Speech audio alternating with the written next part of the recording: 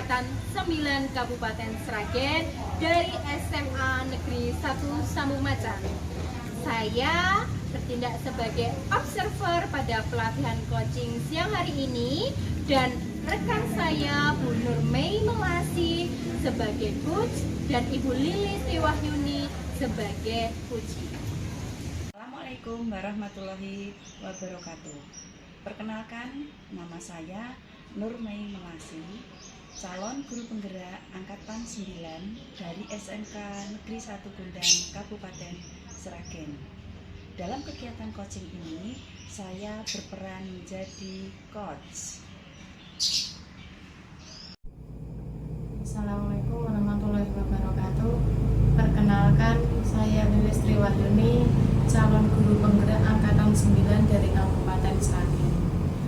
Unit kerja saya di SMP Negeri 1 Gundang, Kabupaten Sragen. Dalam pelatihan coaching ini, saya berperan sebagai coach. Terima kasih. Wassalamualaikum warahmatullahi wabarakatuh. Selamat menyaksikan praktik coaching modul 2.3 dari kelompok kami. Selamat menyaksikan praktik coaching modul 2.3 dari kelompok kami. Selamat menyaksikan praktik coaching modul 2.3 dari kelompok kami. Assalamualaikum warahmatullahi wabarakatuh. Waalaikumsalam warahmatullahi wabarakatuh. Ya, selamat pagi Bu Mei, selamat pagi Bu Lili, salam sejahtera untuk kita semua. Selamat pagi Bu Irul. Terima kasih, pada pagi hari ini kita akan mengadakan latihan coaching. Nah, di sini perkenankan saya menjadi seorang observer dari kegiatan pelatihan coaching yang akan Bu Mei dan Bu Lilis lakukan. Nah, pada kegiatan coaching siang hari ini ada beberapa rubrik yang akan saya amati. Salah satunya yaitu kompetensi inti dari coaching dan alur percakapan coaching. Nah, untuk alur percakapan coaching yang akan saya amati yaitu menggunakan alur percakapan Tirta. Tirta itu Bu Mei dan Bu Lilis, kalau Tirta itu yang pertama T-nya itu terdiri dari tujuan, I-nya adalah identifikasi masalah, kemudian R-nya adalah rencana aksi, dan T-nya adalah tanggung jawab. Nah, pada kegiatan coaching kali ini Bu Mei bertindak sebagai coach dan Bu Lilis bertindak sebagai coachee. Nah, khusus untuk Bu Mei sebagai coach, sebelum kegiatan coaching ini berlangsung, ada beberapa pertanyaan Bu Mei yang ingin saya sampaikan kepada Bu Mei berkenaan dengan kompetensi seorang coach. Ya, yang pertama Bu Mei, kompetensi coach apa yang kira-kira akan dikembangkan pada pelatihan siang hari ini? Terima kasih Bu Irul.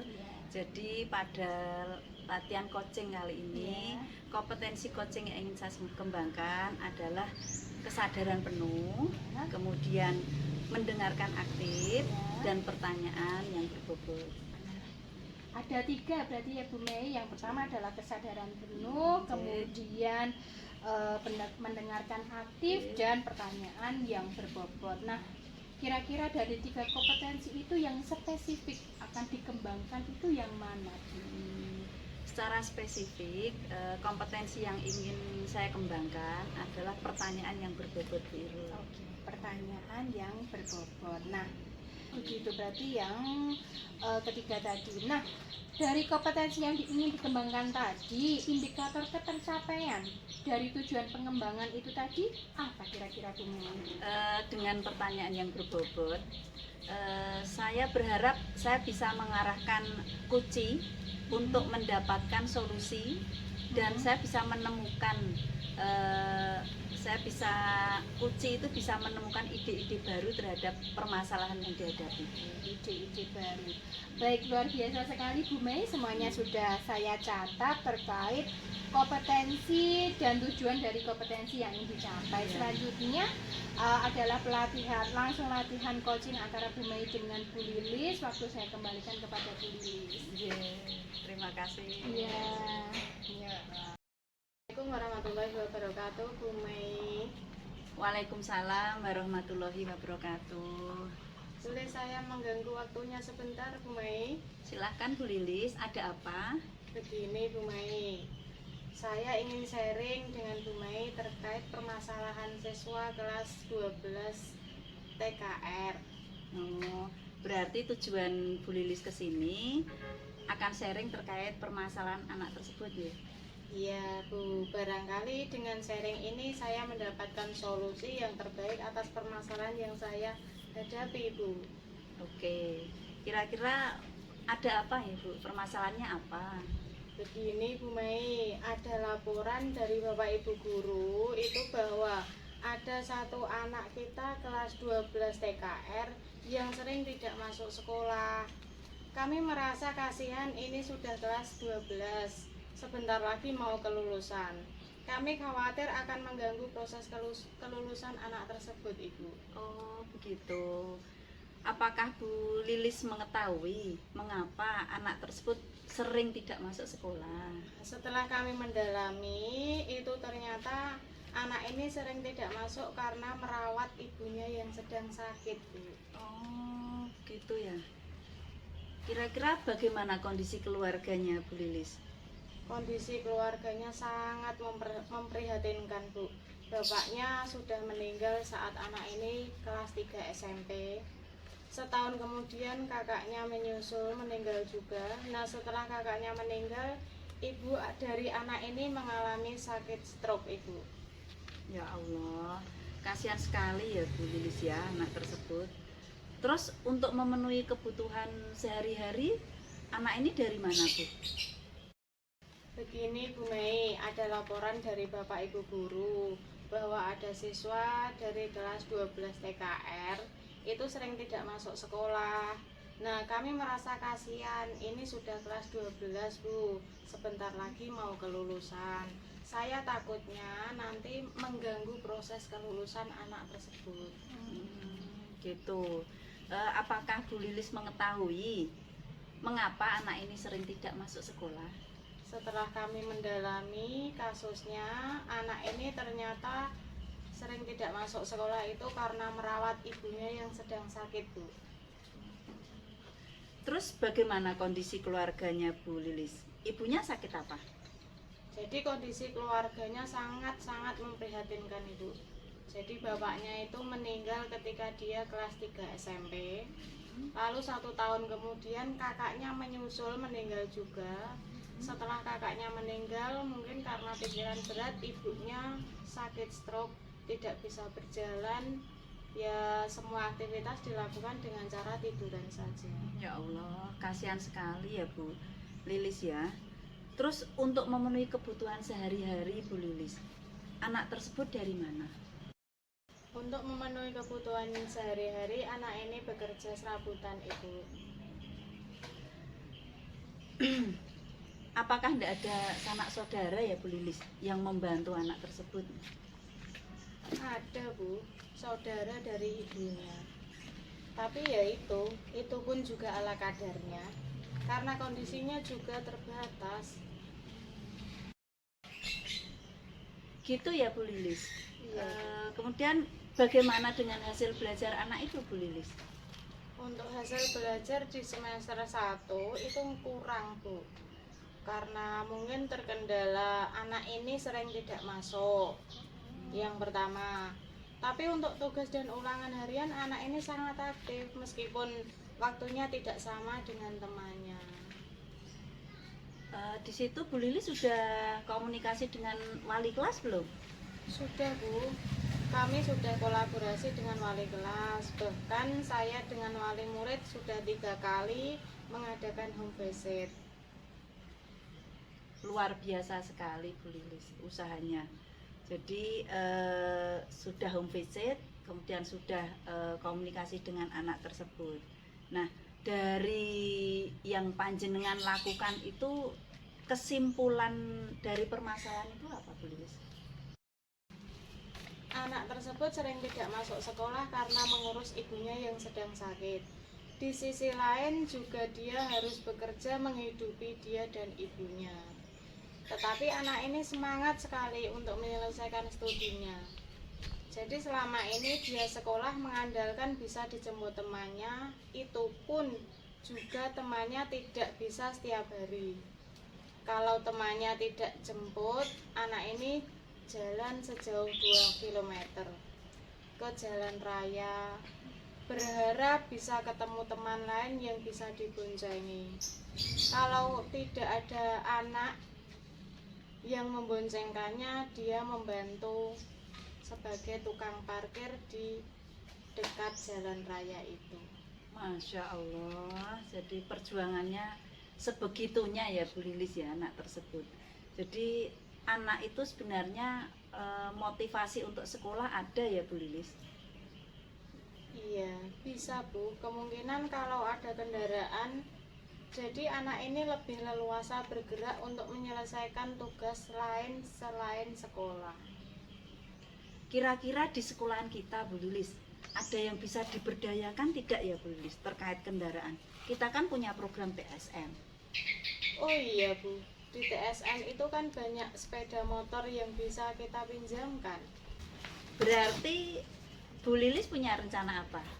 Saya akan coba komunikasi dengan Kaprodinya Bu, semoga program TSM bisa meminjamkannya. Nah, itu ada solusi.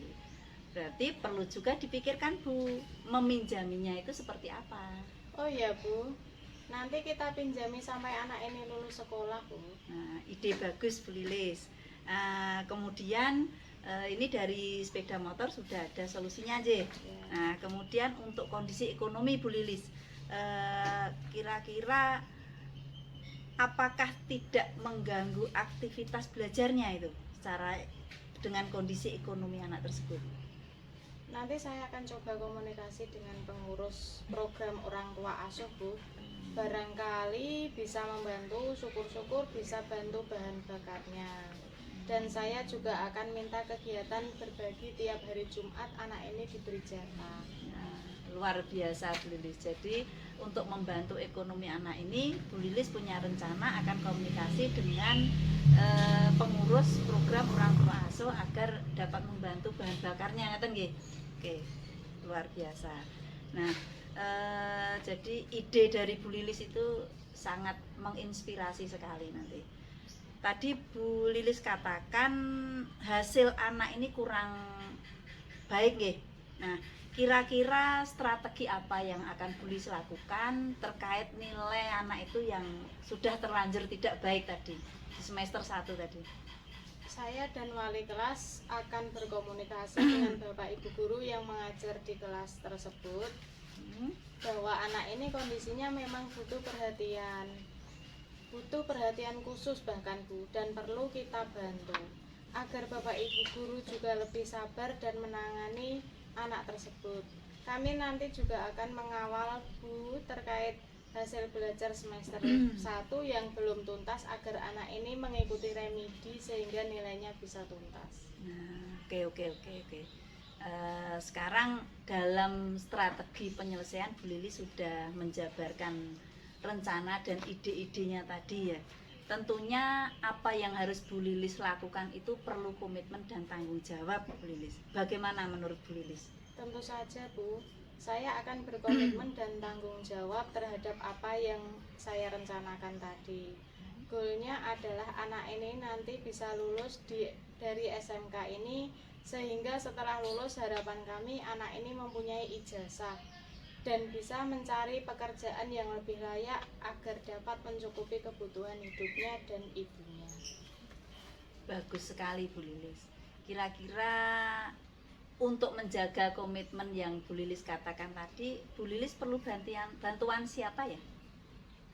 Dalam menjaga komitmen yang saya tentukan tadi Bu, saya tidak sendiri Bu. Saya butuh dukungan dari kepala sekolah, dari teman-teman, agar apa yang saya rencanakan dapat berhasil dan sesuai. Oke. Nah, sekarang Bu Lilis sudah membuat rencana, sudah membuat komitmen. Nah, untuk tindak lanjutnya bagaimana ini nanti? Saya akan segera menindaklanjuti apa yang saya rencanakan tadi Bu. Mungkin awal saya komunikasi dulu dengan Bapak Kepala Sekolah, kemudian dengan Kapro TSM, kemudian dengan pengurus program dibantu oleh wali kelas dan teman BK lainnya. Wah, bagus sekali Bu Lilis. Jadi saya mendukung apa yang Bu Lilis rencanakan tadi, dan saya berharap semua bisa terrealisasi dengan anak itu bisa bersekolah, bisa menggunakan sepeda motor untuk sekolah, dan secara ekonomi juga anak tersebut kita bisa membantu ya, melalui program orang tua asuh. Kemudian untuk nilai-nilai yang tertinggal nanti semoga Bu Lilis dapat mengawal anak tersebut sampai nilai-nilai yang tadinya belum tuntas itu bisa tuntas. Mudah-mudahan semua bisa berjalan dengan lancar sesuai dengan harapan kita, Bu Lilis. Terima kasih Bu Mei atas waktunya untuk sharing. Saya lega gambaran solusi terkait masalah ini. Mudah-mudahan semua yang saya rencanakan tadi bisa berjalan dengan lancar. Ya, terima kasih Bu Lilis. Semoga lancar ya. Amin. Terima kasih. Baik, terima kasih atas praktek coaching yang telah dilakukan Bu Mei dan Bu Lilis, luar biasa sekali. Secara garis besar alur ceritanya sudah tampak pembicaraan antara Bu Mei dan Bu Lilis dalam menyepakati tujuan pembicaraan yang akan berlangsung, yaitu terkait masalah peserta didik, terkait ekonomi, dan ternyata latar belakangnya seperti itu. Kemudian identifikasi masalah, tampak pula Bu Mei juga melakukan penggalian dan pemetaan situasi yang sedang berlangsung, kemudian tanggung jawab juga sudah tampak. Nah, karena semuanya sudah tampak alur kita pada pelatihan coaching saat ini, ada beberapa pertanyaan yang akan saya sampaikan kepada Bu Mei.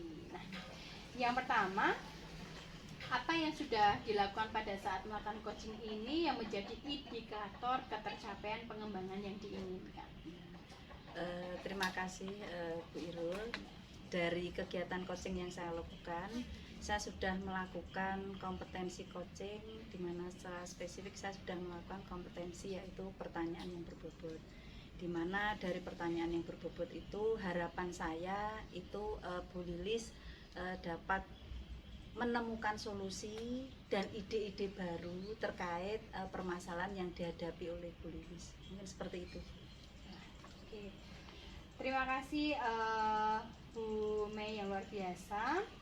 Tadi Bu Mei juga sudah mencoba mengembangkan kompetensi coachingnya untuk pertanyaan yang berbobot, di mana saya mencatat ada beberapa pertanyaan seperti menggali-gali ide dari Guci, latar belakang masalah anak tersebut apa, kemudian ada solusinya, bekerja sama dengan Kapro TSM, sehingga coach dapat menemukan solusi-solusi dari permasalahannya ya Bu Mei ya. Nah, terlihat pula Bu Mei menuntun Bu Lilis untuk menemukan ide-ide baru atas permasalahan yang ada. Nah, untuk pertanyaan kedua Bu Mei, apalagi yang ingin dikembangkan berdasarkan pengalaman Bu Mei yang sudah dilakukan tadi atas praktik coachingnya bersama Bu Lilis? Jika saya nanti mengadakan pelatihan coaching, kompetensi yang ingin saya kembangkan adalah kesadaran penuh Bu Irul, dan mendengarkan dengan aktif, karena dengan kesadaran penuh kita bisa berpikir lebih jernih. Dengan mendengarkan dengan aktif juga kita lebih tahu permasalahan dari coaching itu sendiri, dan harapan dari saya adalah coaching bisa menemukan solusi dan menemukan ide baru atas permasalahan tersebut. Oke, terima kasih, luar biasa sekali ya Bu Mei ya. Terima kasih Bu Mei dan Bu Lilis yang sudah melakukan pelatihan coaching pada siang hari ini, karena saya rasa waktunya sudah cukup. Saya sebagai observer mohon maaf jika ada salah kata, dan saya ucapkan terima kasih atas Bu Mei dan Bu Lilis atas pelatihan siang hari ini. Semoga sukses selalu untuk kita. Terima kasih. Ya, terima kasih. Assalamualaikum warahmatullahi wabarakatuh. Waalaikumsalam warahmatullahi wabarakatuh.